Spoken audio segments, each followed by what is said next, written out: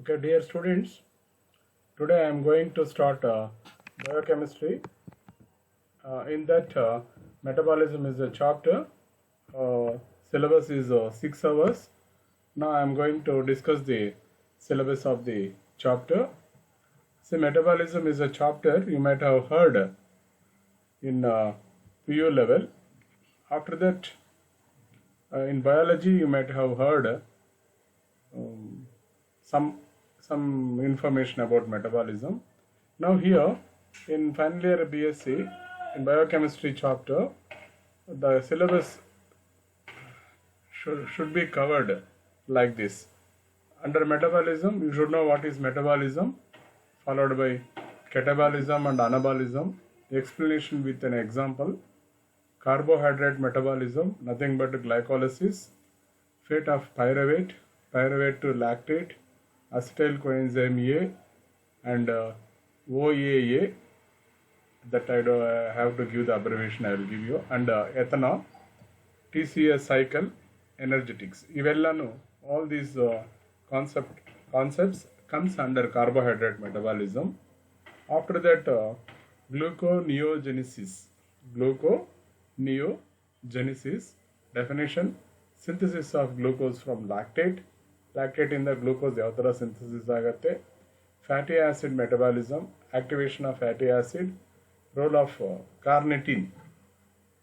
Next, beta oxidation pathway, C16 palmitic acid and energetics.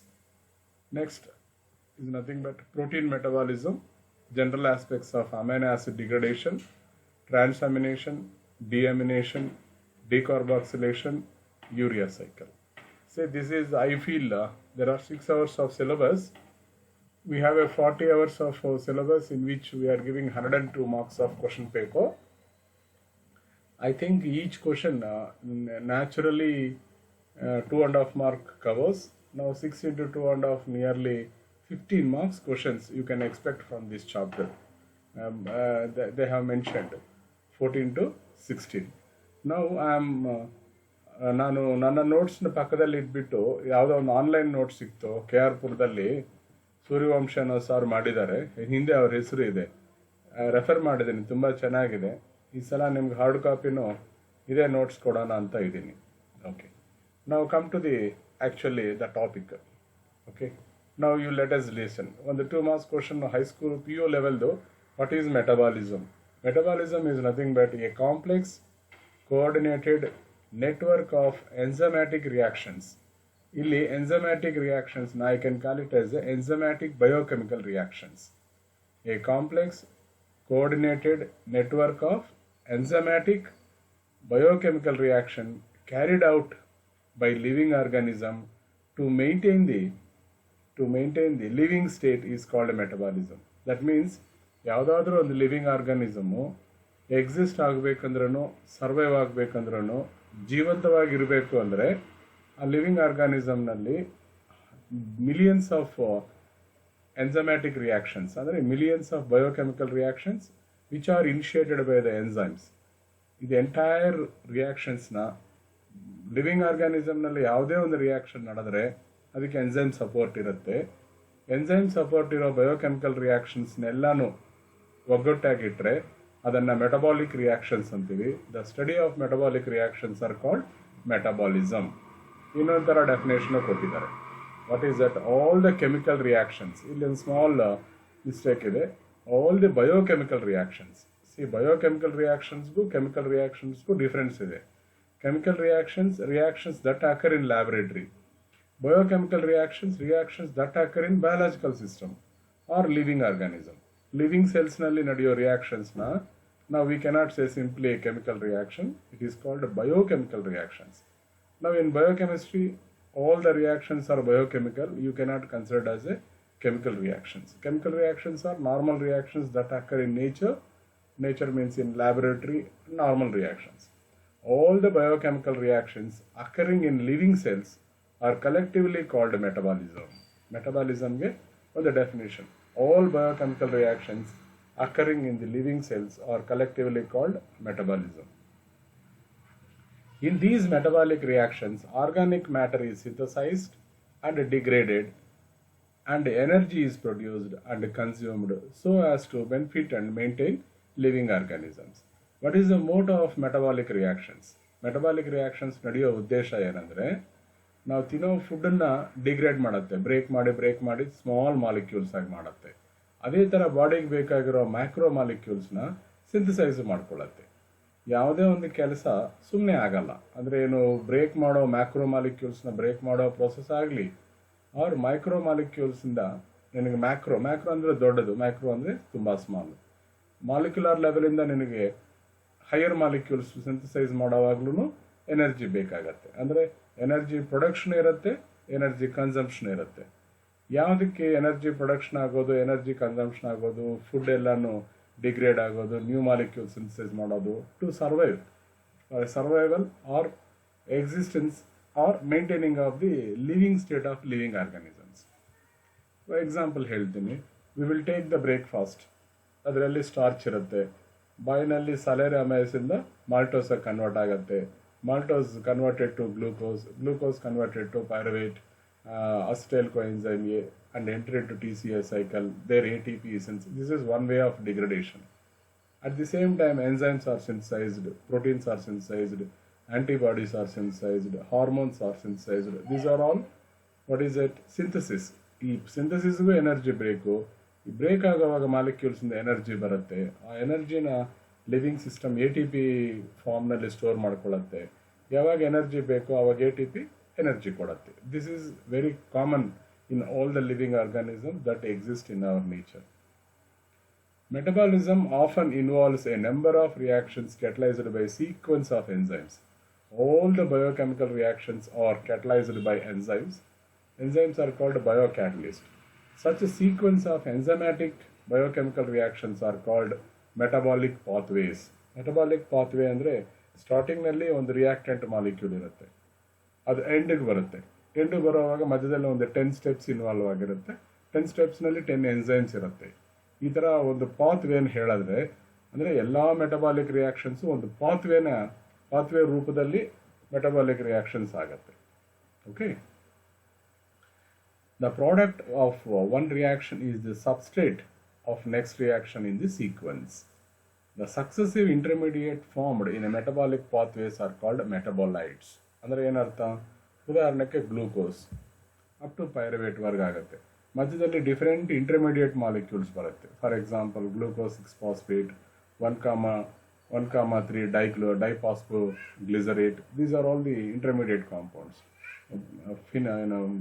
PEP, phenol phosphoenol pyruvate. These are all called metabolites. Metabolites are nothing but intermediate reactive molecules in the pathway from the either degradation reactions or synthetic reactions. Next, come to the point, functions of metabolism. What is the use of this metabolism?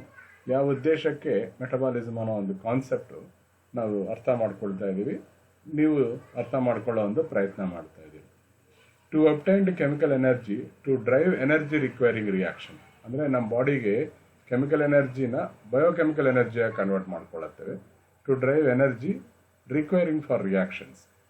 Energy may be obtained by the ingestion and break down of food or in photosynthetic organisms by the conversion of solar energy to chemical energy. ಇಲ್ಲಿ ಏನಾಗುತ್ತೆ, solar energy is the prime energy, is the main energy. Without solar energy we cannot exist. Solar energy absorbed by the plant system and converted into chemical energy. Those chemical molecules, which are called biomolecules, we are taking into the body in the form of food. That food material undergo degradation and it converts to chemical energy to biological energy. The chemical energy what we are getting is in terms of molecules. Biological energy exists in the form of ATP or NADPH. ATP adenosine triphosphate, adenine irutte, ribose irutte, followed by 3 phosphate groups irutte. ATP, you know that it is a biological currency of energy, currency of biological energy. We can call it as currency of biological energy. Even similar to the NADPH, whereas nicotinamide dinucleotide phosphate with hydrogen irutte for the rest of the functions. to transform nutrient molecules into the building blocks of the cell, macromolecules. ಅಂದರೆ to transform nutrient molecules ಅಂದರೆ ನಾವು ತಿನ್ನೋ ತಿಂಡಿನಲ್ಲಿ nutrient molecules ಇರುತ್ತೆ, that is converted into building blocks of the cell. Building blocks of cell means macromolecules. Macromolecules are nothing but, let us take DNA, nucleoproteins or proteins or enzymes, hormones. ಇವೆಲ್ಲನೂ building blocks, ನಮ್ಮ life sustain ಆಗೋಕ್ಕೆ ಇವೆಲ್ಲ ಬೇಕಾಗುತ್ತೆ. Next, to convert these building blocks into macromolecules like proteins, nucleic acids, polysaccharides. Macro means very big molecules whose molecular weight is in terms of thousands, like lipid assembles, membrane, and other cell components. See, you know that each and every cell has a membrane called cell membrane. It's a plasma membrane. Cell membrane. Cell membrane is made up of with a bilipid layer. There the lipid is required. Lipid is synthesized by the body, which is in a macromolecule. Next, what are the functions of metabolism? Why metabolism is required for survival or existence of living system? To make molecules and create conditions needed for the specialized functions of cells. ಅಂದರೆ ಬೇಕಾಗ specialised functions ಸೆಲ್ಲಿಂದ ಆಗಬೇಕಾಗಿದ್ರೆ molecules ಬೇಕಾಗತ್ತೆ, ಅದೊಂದು conditions create ಆಗಬೇಕಾಗತ್ತೆ. For example, for pumping materials across membrane for movement, this is called receptors. To respond optimally to environment influences and to grow and reproduce as per blueprint encoded in the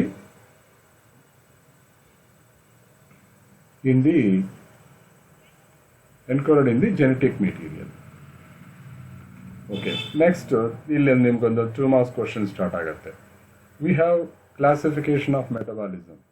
ಒಂದು 2 marks question. What is catabolism and anabolism? If you write down 1 mark question, there is a first 2 mark question in this chapter. What is metabolism? What are metabolic reactions? Those questions they won't ask.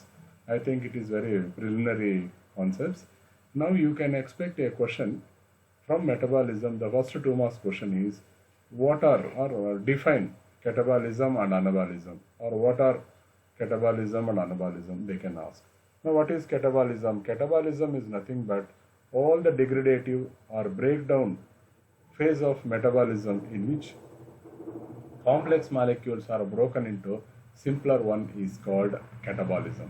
Catabolism is all types of degradative or breakdown biochemical reactions are called catabolism. Reverse nalli anabolism andre same, all synthetic reactions, all synthetic biochemical reactions are said to be, or to form a very macromolecules are said to be anabolism. Here, functions of catabolism. Catabolism, so the ಕೆಲಸಗಳೇನು? It breaks down the molecule obtained from food into a few simpler building block molecules. Simple building block molecules are nothing but amino acids, fatty acids, glycerol, carbohydrates, glucose. Glucose is also undergo degradation to give pyruvate, lactate, acetyl coenzyme A, like this. It releases free energy of the complex molecules in a stepwise manner. Next point, at some points this free energy is conserved by the synthesis of ATP from ADP and inorganic phosphate. The reduction of coenzymes NADP plus 2 NADPH, which contains high energy hydrogen atoms. ಅಂದರೆ synthesis of NADPH from NAD plus is also energy consuming. ಈ ಎರಡು ಮಾಲಿಕ್ಯೂಲ್ಸ್ನಲ್ಲಿ biochemical energy store ಆಗುತ್ತೆ. Overall catabolism provides both free energy and raw materials for anabolism. Catabolism ಉದ್ದೇಶ ಏನು? Free ಎನರ್ಜಿನ release ಮಾಡುತ್ತೆ, ಅನಬಾಲಿಸಮ್ಗೆ ಬೇಕಾಗಿರೋ raw ಮೆಟೀರಿಯಲ್ನ ರೆಡಿ ಮಾಡುತ್ತೆ. The energy is also used for other kinds of cellular works shown in the below. Now you can see this pathway. ಈ ಪಾತ್ವೇನಲ್ಲಿ ನಿಮಗೆ ಐಡಿಯಾ ಸಿಗುತ್ತೆ. ನಾವು ಫುಡ್ನ ಕಾಂಪ್ಲೆಕ್ಸ್ ಮಾಲಿಕ್ಯೂಲ್ಸ್ ಆಗಿ ತೊಗೊಳ್ತೀವಿ. ಕಾಂಪ್ಲೆಕ್ಸ್ ಮಾಲಿಕ್ಯೂಲ್ಸ್ ಫ್ರಮ್ ಫುಡ್ಡಿಂದ ಕೆಟಬಾಲಿಸಮ್ ಆಗುತ್ತೆ. ನಾವು ದಿಸ್ ಕೆಟಬಾಲಿಸಮಿಂದ ವೇಸ್ಟು ಫಾರ್ಮ್ ಆಗುತ್ತೆ, ಬಿಲ್ಡಿಂಗ್ ಬ್ಲಾಕ್ಸು ಫಾರ್ಮ್ ಆಗುತ್ತೆ, ATP ಆ್ಯಂಡ್ NADH ಫಾರ್ಮ್ ಆಗುತ್ತೆ. ಈ ಎನರ್ಜಿ ಸೆಲ್ಯುಲರ್ ವರ್ಕ್ಗೆ ಯೂಸ್ ಆಗುತ್ತೆ. ಅದೇ ಥರ we have a light energy converted to anabolism. Anabolism is synthesis of important molecules like proteins, enzymes, and antibodies, hormones. These are all synthetic molecules in the body. They are also called complex molecules. ಅಂದರೆ ನಾವು ತಿಂತಾ ಇರೋದು complex molecules, body ಸರ್ವೈವಲ್ಗೆ prepare ಮಾಡ್ಕೊಳ್ತಾ ಇರೋದು complex molecules. ಅರ್ಧ reactions ಡಿಗ್ರೇಡೇಷನಲ್ಲಿ energy release ಆಗುತ್ತೆ, ಸಿಂಪ್ಲರ್ ಮಾಲಿಕ್ಯೂಲ್ಸ್ ಆಗುತ್ತೆ. ಇನ್ನೊಂದು ಅರ್ಧ reaction simpler molecules energy release ಆಗಿರೋದನ್ನು ATP ಫಾರ್ಮ್ನಲ್ಲಿ ಇಟ್ಕೊಂಡು ಆ ATPಯಿಂದ ಎನರ್ಜಿ ತಗೊಂಡು ಬೇಕಾಗಿರೋ ಮಾಲಿಕ್ಯೂಲ್ಸ್ನ ಬಾಡಿ ಸಿಂಥಸೈಸ್ ಮಾಡುತ್ತೆ. This is the central theme of metabolism chapter.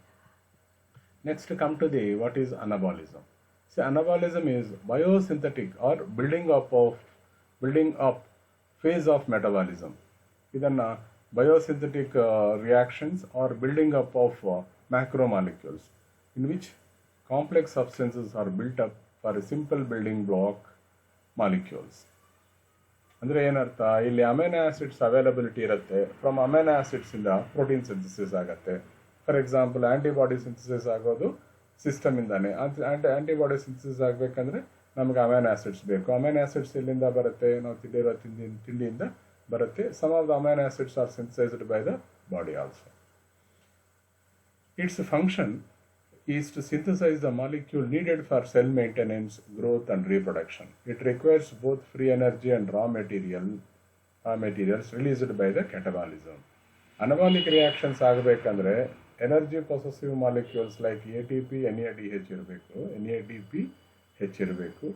Simpler molecules which are called raw materials for the synthetic macromolecule. Next, what is the differences between ಇಲ್ಲಿ ಒಂದು 2 marks ಕ್ವಶನ್ ಕೇಳ್ಬೋದು. What is anabolism and catabolism ಅಂತ ಕೇಳ್ಬೋದು. ಅಥವಾ write the differences between catabolism anabolism ಅಂದರೆ ಈ table ಕಾಲಮ್ನ as it is reproduce ಮಾಡಿ. Left side catabolism, right side anabolism. Left side ಕೆಟಬಾಲಿಸಮ್ನಲ್ಲಿ first point, these are all degradative biochemical reactions are break down reactions. ಇಲ್ಲಿ these are all synthetic and building up reactions, you can say. Next, second point, it requires energy. ಯಾವುದು catabolic reactions, it required catabolism ನಲ್ಲಿ energy require ಆಗುತ್ತೆ. whereas ಇಲ್ಲಿ it liberates energy. ಇಲ್ಲಿ ಸ್ವಲ್ಪ doubt ಇದೆಯೋ, ಏನಾದರೂ wrong ಇದೆಯೋ ಅನ್ಸುತ್ತೆ. ಕೆಟಬಾಲಿಸಮ್ ರಿಯಾಕ್ಷನ್ಸ್ನಲ್ಲಿ ಎನರ್ಜಿ ರಿಲೀಸ್ ಆಗುತ್ತೆ, ಆಗಿರೋ ಎನರ್ಜಿನ ATP ಸಿಂಥಸೈಸ್ ಮಾಡಿಕೊಡುತ್ತೆ. ಇಲ್ಲಿ ಇಟ್ ಲಿಬರೇಟ್ಸ್ ಎನರ್ಜಿ. ಯಾವುದು ಅನಬಾಲಿಕ್ ರಿಯಾಕ್ಷನ್ಸ್ನಲ್ಲಿ ನಿಮಗೆ ಎನರ್ಜಿ ರಿಲೀಸ್ ಆಗುತ್ತೆ. ಓಕೆ, ಅಂದರೆ ಇದು ಸ್ವಲ್ಪ ಡಿಫ್ರೆಂಟಾಗಿ ಎಂಡಾರ್ಗಾನಿಕ್ ಎಕ್ಸಾರ್ಗಾನಿಕ್ ಹೇಳಿದ್ದಾರೆ. What I think is catabolic reactions ಆಗೋವಾಗ ಬಿಗ್ಗರ್ ಮಾಲಿಕ್ಯೂಲ್ ಸ್ಮಾಲರ್ ಮಾಲಿಕ್ಯೂಲ್ ಆಗೋವಾಗ ನಿನಗೆ ಎನರ್ಜಿ ಸಿಂಥಸೈಸ್ ಆಗುತ್ತೆ, ಅಂದರೆ ಎನರ್ಜಿ ರಿಲೀಸ್ ಆಗುತ್ತೆ. ಓಕೆ, ಇವರು ರಿಕ್ವೈರ್ ಅಂತ ಹೇಳಿದ್ದಾರೆ, ಇಲ್ಲಿ ಲಿಬರೇಟ್ಸ್ ಅಂತ ಹೇಳಿದ್ದಾರೆ. ಇದು ಸ್ವಲ್ಪ ನನಗೆ ಅನುಮಾನ ಇದೆ. ಆಮೇಲೆ ಜನರಲಿ ರಿಡಕ್ಟಿವ್ ಯಾವುದು ಅನಬಾಲಿಕ್ ರಿಯಾಕ್ಷನ್ಸು, ಇದು ಜನರಲಿ ಆಕ್ಸಿಡೇಟಿವ್, ಅಂದರೆ ಎಲೆಕ್ಟ್ರಾನ್ ಇನ್ವಾಲ್ವ್ ಆಗುತ್ತೆ. ಇಲ್ಲಿ ಎಲೆಕ್ಟ್ರಾನ್ ರಿಲೀಸ್ ಮಾಡುತ್ತೆ. ಅನಬಾಲಿಕ್ ರಿಯಾಕ್ಷನ್ಸ್ನಲ್ಲಿ ಕೆಟಬಾಲಿಕ್ ರಿಯಾಕ್ಷನ್ಸ್ನಲ್ಲಿ ಎಲೆಕ್ಟ್ರಾನ್ ರಿಲೀಸ್ ಆಗುತ್ತೆ. ಆಪೋಸಿಟ್ ಆಗಿ ಅನಬಾಲಿಕ್ ಎಲೆಕ್ಟ್ರಾನು ಕನ್ಸ್ಯೂಮ್ ಆಗುತ್ತೆ. ಓಕೆ, ಇಲ್ಲಿ ಸ್ವಲ್ಪ ಡಿಫ್ರೆಂಟ್ ಆಗಿ ಅಪ್ರೋಚ್ ಆಗಿದ್ದಾರೆ ಅನ್ಸುತ್ತೆ. ಓಕೆ, ನೀವು ಬೇಕಾದರೆ ಈ ಥರ ಹೇಳ್ಬೋದು 2 ಮಾರ್ಕ್ಸ್ ಕ್ವಶನ್ನಲ್ಲಿ. ನಾನು ನನ್ನ ನೋಟ್ಸ್ನಲ್ಲಿ ಕೊಟ್ಟಿದ್ದೀನಿ ನೋಡಿ, ಇದು ಸ್ವಲ್ಪ ಬೇರೆ ವೇನಲ್ಲಿ ಥಿಂಕ್ ಮಾಡಿದ್ದಾರೆ ಇದನ್ನು. ನಾವೇನು ಮಾಡ್ತೀವಿ, ಕೆಟಬಾಲಿಕ್ ರಿಯಾಕ್ಷನಲ್ಲಿ ಎನರ್ಜಿ ರಿಲೀಸ್ ಆಗುತ್ತೆ, ಅಂದರೆ ರಿಲೀಸ್ ಆಗಿರೋ ಎನರ್ಜಿ ATP ಸಿಂಥಸೈಸ್ ಆಗುತ್ತೆ. ಅವರು ಇಟ್ ರಿಕ್ವೈರ್ಸ್ ಎನರ್ಜಿ. ಎಂಡಾರ್ಗಾನಿಕ್ ರಿಯಾಕ್ಷನ್ಸ್ ಅಂದರೆ ಅರ್ಥ ಏನು, ATP ಸಿಂಥಸೈಸ್ ಆಗೋದು ಎನರ್ಜಿ ತಗೊಂಡಿದೆ ಅಂತ ಅವ್ರ ಉದ್ದೇಶ. ಇಟ್ ಲಿಬರೇಟ್ಸ್ ಎನರ್ಜಿ ಅಂದರೆ ನಿನಗೆ ಅನಬಾಲಿಕ್ ರಿಯಾಕ್ಷನ್ಸ್ನಲ್ಲಿ ಬೇರೆ ಮಾಲಿಕ್ಯೂಲ್ ಸಿಂಥಸೈಸ್ ಆಗಬೇಕಂದ್ರೆ ಎನರ್ಜಿ ಅದಕ್ಕೆ ಬೇಕು ಅಂತ ಮೀನಿಂಗ್ ಬರುತ್ತೆ. Reductive and oxidative with respect to electron, ಅದಕ್ಕೆ ಕರೆಕ್ಟ್ ಆಗಿದೆ. It is a divergent process.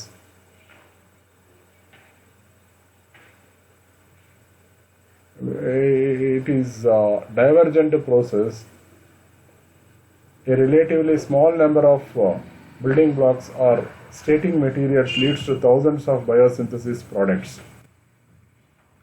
Divergent ಅಂದರೆ ಇಲ್ಲಿ ಬ್ರೇಕ್ ಡೌನ್ ಅಂತಾನೆ ಫಸ್ಟ್ ಹೇಳಿದ್ದೀವಿ. ಓಕೆ, ಇಲ್ಲಿ convergent process thousands of diversed materials are converted to a smaller number of building blocks or raw materials. Okay, ಇದನ್ನು ಈ ಕಾನ್ಸೆಪ್ಟ್ನ ನೀವು difference between catabolism and ಅನಬಾಲಿಸಮು, first catabolism ಬರೆದು ಆಮೇಲೆ ಅನಬಾಲಿಸಮ್ ಬರೆದ್ರೆ ಸಿಂಪಲ್ ಆಗಿ ಕೀವರ್ಡ್ಸ್ ನೀವು ರೆಫರ್ ದ ನೋಟ್ಸ್ ಈಸಿಯಾಗಿರುತ್ತೆ. ಓಕೆ, ಇಲ್ಲಿ ಸ್ವಲ್ಪ ಕನ್ಫ್ಯೂಸ್ ಮಾಡಿದ್ದಾರೆ. ನಾನು I am giving the notes, just refer the my notes also. ಇಲ್ಲಿ ನೋಡಿ, ಪ್ರೋಟೀನ್ಸು, ಪಾಲಿಸ್ಯಾಕ್ರೈಡ್ಸು, ಲಿಪಿಡ್ಸು ನಾವು ಫುಡ್ ಮೆಟೀರಿಯಲ್ ಆಗಿ ತಗೊಳ್ತೀವಿ. ಓಕೆ, ಫುಡ್ನಲ್ಲಿ ಪ್ರೋಟೀನ್ ಇರುತ್ತೆ, ಪಾಲಿಸ್ಯಾಕ್ರೈಡ್ ಅಂದರೆ ಸ್ಟಾರ್ಚು, ಗ್ಲೈಕೋಜನ್ ಇರುತ್ತೆ, ಲಿಪಿಡ್ಸ್ನಲ್ಲಿ ಆಯಿಲ್ ಆರ್ ಫ್ಯಾಟ್.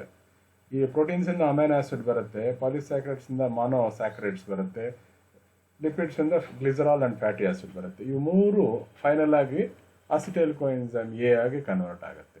ಈ acetyl coenzyme A citric acid ಸೈಕ್ಲಿಗೆ ಒಳಗಡೆ ಹೋದರೆ ನಿನಗೆ ATP ಆ್ಯಂಡ್ ಕಾರ್ಬನ್ ಡೈಆಕ್ಸೈಡ್ ಬರುತ್ತೆ. This is complete degradative and catabolic reactions. Best example ಇದು.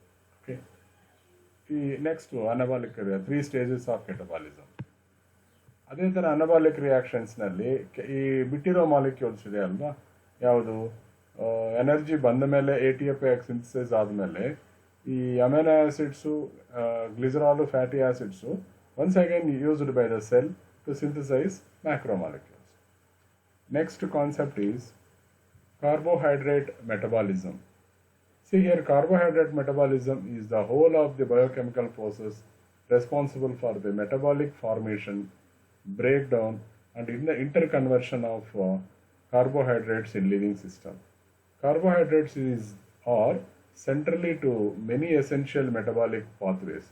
Plants synthesize carbohydrates from carbon dioxide and water through photosynthesis, allowing them to store energy absorbed from the sunlight internally. When animals and fungi consumes plants, they use cellular respiration to break down these stored carbohydrates to make energy available to cells. Both animal and plants temporarily store the released energy in the form of high energy molecules such as ATP. For use in various cellular process. Human can consume a variety of carbohydrates. Digestion breaks down complex carbohydrates into a few simpler molecules, few simpler monomers called monosaccharides. For metabolism, glucose, fructose, mannose and galactose. Glucose is distributed to cell in the tissues where it breaks down or stored as a glycogen. In aerobic respiration, glucose and oxygen are metabolized to release energy with carbon dioxide and water as the end products. Most of the fructose and galactose travel in the liver where they can be converted to glucose and fat. ಎಲ್ಲಾನು what is happening ಅಂತ ಹೇಳಿರೋದು ಅಷ್ಟೇನು. This is an introduction to carbohydrate metabolism. In what way carbohydrates are involved, ಏನೇನು ನಡೆಯುತ್ತೆ, everything. It is in a descriptive manner. Some simple carbohydrates have their own enzymatic oxidation pathways, as do only a few of the more complex carbohydrates. The disaccharide lactose, for instance, require an enzyme lactase to be broken into its monosaccharide components, glucose and galactose. See, ಈ ಪ್ಯಾರಾಗ್ರಾಫ್ನಲ್ಲಿ ಹೇಳಿರೋದೇನೆಂದರೆ, some simple carbohydrates have their own enzymatic oxidation pathways. ನಾವು ಮಿಲ್ಕ್ನಲ್ಲಿ lactose disaccharide ಇರುತ್ತೆ. ಆ lactose glucose and galactose ಆಗಿ convert ಆಗಬೇಕು ಅಂದರೆ it requires an enzyme. Enzyme is an molecule synthesised by the body. Lactase ಅನ್ನೋ ಒಂದು enzyme ಬೇಕಾಗುತ್ತೆ. It's an example, some simpler molecule. This is and general information. Now you can observe here what is happening. One glucose molecule, it undergo 2 pyruvate molecules, that is 3 carbon atoms ಇರೋ pyruvate molecule ಆಗಿ convert ಆಗುತ್ತೆ. There ATP is synthesized. Pyruvate once again gives the carbon dioxide and to form two acetyl coenzyme molecules. These two acetyl coenzyme molecules enter into the citric acid cycle, giving 4 carbon dioxide and production of the NADH or NADH2.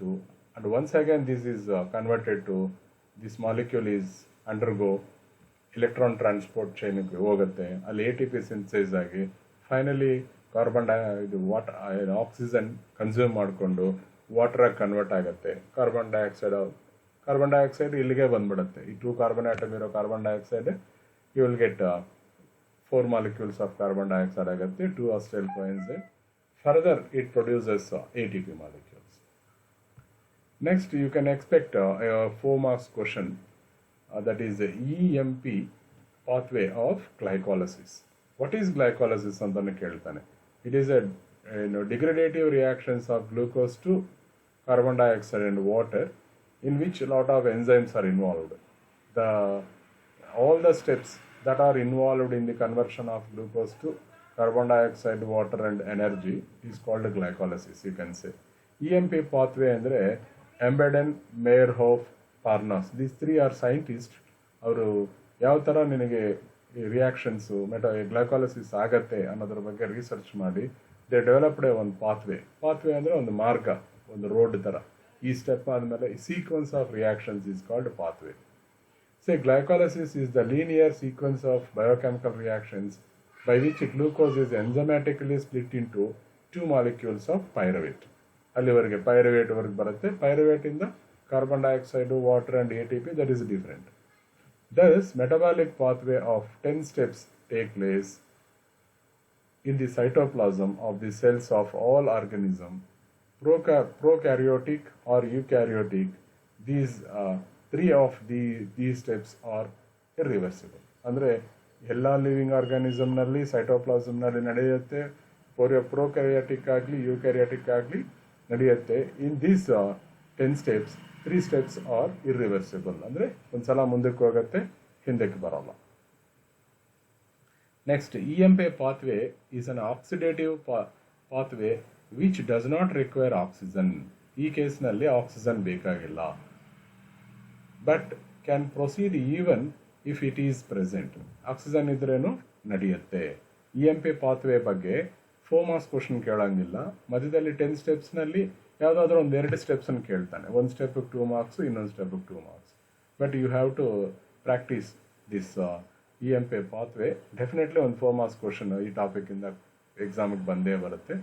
Lengthy procedure, lengthy reactions ಇರುತ್ತೆ. ಸ್ವಲ್ಪ writing practice ಮಾಡಿದ್ರೆ it is very easy to remember at the time of examination. Okay, if the process takes place in absence of oxygen, it is called anaerobic glycolysis.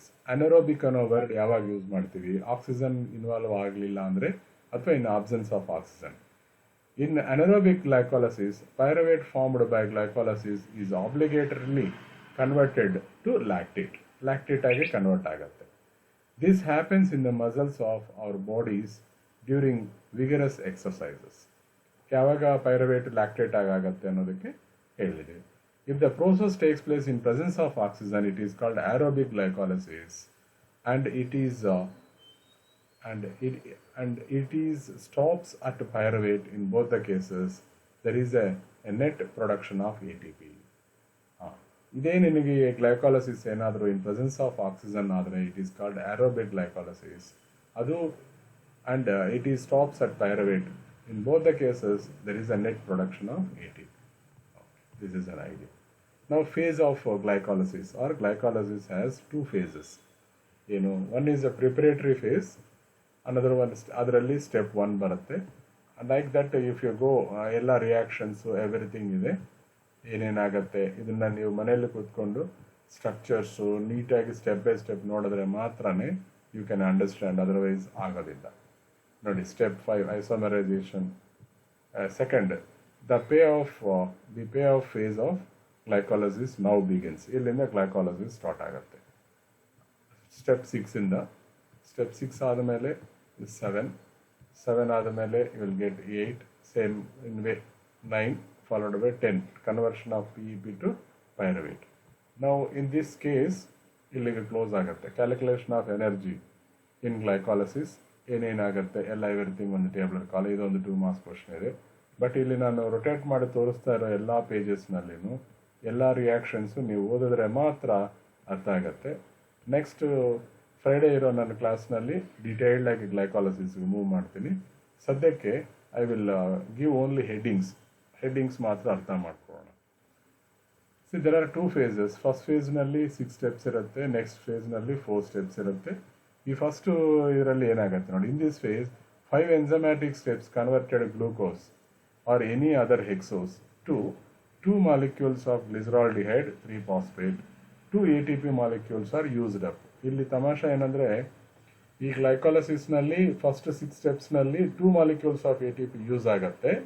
ಅದೇ ಥರ ನಿಮಗೆ glucose molecule 2 molecules of glyceraldehyde 3-phosphate ಬರುತ್ತೆ. ಗ್ಲಿಸರಾಲ್ಡಿಹೈಡ್ ಅಂದರೆ 3 molecules of carbon ಇರುತ್ತೆ, ಅದರಲ್ಲಿ third ಪೊಸಿಷನ್ನಲ್ಲಿ phosphate ಆಗಿ convert ಆಗಿರುತ್ತೆ. Okay, under this step 1 phosphorylation of glucose. ಇಷ್ಟು ಮಾತ್ರ ಜ್ಞಾಪಕ ಇಟ್ಕೊಳ್ಳೋಣ. ಏನು, ಗ್ಲೂಕೋಸ್ ಮಾಲಿಕ್ಯೂಲ್ಗೆ ಫಾಸ್ಫೇಟ್ ಜಾಯಿನ್ ಆಗುತ್ತೆ with the help of enzyme and ATP. First step in detailed ಆಗಿ ನೆಕ್ಸ್ಟ್ ಕ್ಲಾಸ್ ಹೋಗ್ತೀನಿ. ಸೆಕೆಂಡ್ನಲ್ಲಿ ಏನಾಗುತ್ತೆ, isomerization of glucose 6-phosphate. Isomerization of glucose 6-phosphate ಅಂದರೆ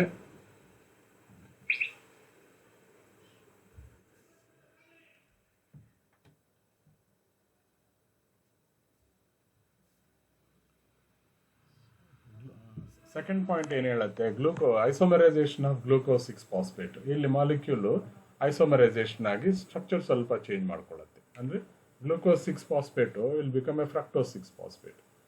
ಸೆಕೆಂಡ್ ಸ್ಟೆಪ್. ಫಸ್ಟ್ ಸ್ಟೆಪ್ನಲ್ಲಿ ಗ್ಲೂಕೋಸ್ ಫಾಸ್ಫಾರಿಲೇಷನ್ ಆಗಿ ಗ್ಲೂಕೋಸ್ 6-phosphate ಬರುತ್ತೆ. ಸೆಕೆಂಡ್, ಓಕೆ, ಬ್ರೀಫಾಗಿ ಹೇಳ್ತಾ ಇದ್ದೀನಿ, ನಾಟ್ ಇನ್ ಡೆಪ್ತ್ ಹೋಗ್ಬೇಕಂದ್ರೆ ಒಂದು 1/2 hour ಟೈಮ್ ಬೇಕಾಗತ್ತೆ. ಸದ್ಯಕ್ಕೆ ಇಷ್ಟು ಮಾತ್ರ ಹೇಳ್ತಾ ಇದ್ದೀನಿ. ನೆಕ್ಸ್ಟ್ ಏನಾಗುತ್ತೆ, ಥರ್ಡ್ ಸ್ಟೆಪ್ನಲ್ಲಿ ಫಾಸ್ಫಾರಿಲೇಷನ್ ಆಫ್ ಫ್ರಕ್ಟೋಸ್ 6-phosphate. ಇದು ಇನ್ನೊಂದ್ಸಲ ಫಾಸ್ಫಾರಿಲೇಟ್ ಆಗಿ ಫ್ರಕ್ಟೋಸ್ 1,6 ಡೈಫಾಸ್ಫೇಟ್ ಆಗುತ್ತೆ. ಥರ್ಡ್ ಸ್ಟೆಪ್ನಲ್ಲಿ ಒನ್ಸ್ ಅಗೈನ್ ಫಾಸ್ಫಾರಿಲೇಷನ್, ಅಂದರೆ ಫಸ್ಟ್ ಸ್ಟೆಪ್ನಲ್ಲಿ ಒಂದು ATP ಮಾಲಿಕ್ಯೂಲ್ ಯೂಸ್ ಆಯಿತು, ಥರ್ಡ್ ಸ್ಟೆಪ್ನಲ್ಲಿ ಒಂದು ATP ಮಾಲಿಕ್ಯೂಲ್ ಯೂಸ್ ಆಯಿತು. First and third step are phosphorylation only. ಇಲ್ಲಿ ಡೈಫಾಸ್ಫೇಟ್ ಆಗುತ್ತೆ, ಒಂದೇ ಮಾಲಿಕ್ಯೂಲ್ಗೆ 2 ಫಾಸ್ಫೇಟ್ ಗ್ರೂಪ್ಸ್ ಇರುತ್ತೆ. Now this is fourth step ನಲ್ಲಿ conversion of fructose 1,6 diphosphate into glyceraldehyde 3-phosphate and dihydroxyacetone phosphate DHAP, dihydroxyacetone phosphate. ಸುಮ್ಮನೆ molecules ಹೆಸರು ಜ್ಞಾಪಕ ಇರಲಿ, ರಿಯಾಕ್ಷನ್ಸು, ಮಾಲಿಕ್ಯುಲರ್ ಸ್ಟ್ರಕ್ಚರ್ಸು ಅವೆಲ್ಲ ನೆಕ್ಸ್ಟ್ ನೋಡೋಣ. ಒನ್ಸ್ ಅಗೇನ್ ಇಲ್ಲಿ ಐಸೋಮರೈಸೇಷನ್ ಆಗುತ್ತೆ. ಐಸೋಮರೈಸೇಷನ್ ಅಂದರೆ internal change. How dihydroxyacetone phosphate is converted to glyceraldehyde 3-phosphate. Already ಒಂದು ಗ್ಲಿಸರಾಲ್ಡಿಹೈಡ್ 3-phosphate ಇರುತ್ತೆ. ಇವಾಗ ನಮಗೆ because of this isomerization you have 2 molecules of hexose molecule into 2 molecules of glyceraldehyde 3-phosphate at the expense of 2 ATP molecules. ಇಲ್ಲಿವರೆಗೂ ಅಂದರೆ first 5 steps. Next step 6 ಇಂದ molecules ಜ್ಞಾಪಕ ಇಟ್ಕೊಳ್ಳೋಣ. ಈ ಮಾಲಿಕ್ಯೂಲ್ನಲ್ಲಿ ಏನಾಗುತ್ತೆ, oxidation and phosphorylation of glyceraldehyde 3-phosphate.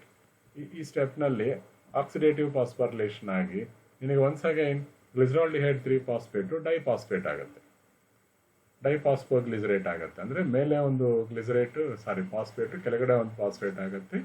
ಇಲ್ಲಿ NAD+ involve ಆಗುತ್ತೆ, ಅದು it converts to NADH, coenzyme involve ಆಗುತ್ತೆ. ಇಲ್ಲಿ ಏನಿಲ್ಲ, nothing is there. Transfer of phosphate from 1,3 bisphosphoglycerate to ADP. ನಾವು ಇಲ್ಲಿ ಸ್ವಲ್ಪ ADP ಇಂದ ATP ಆಗಿ ಕನ್ವರ್ಟ್ ಆಗುತ್ತೆ, ಇಲ್ಲೊಂದು ATP ಸಿಂಥಸಿಸ್ ಆಗುತ್ತೆ. ಈ ಮಾಲಿಕ್ಯೂಲ್ಸ್ ಜ್ಞಾಪಕ ಇಟ್ಕೋಬೇಕು.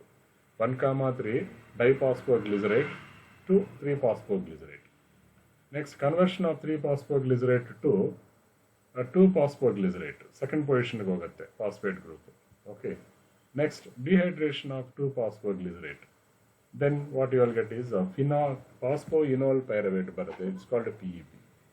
Once the conversion of PEP to last ಏನಾಗುತ್ತೆ, phosphoenol pyruvate is converted to pyruvate. In this step also there is the ATP is synthesized.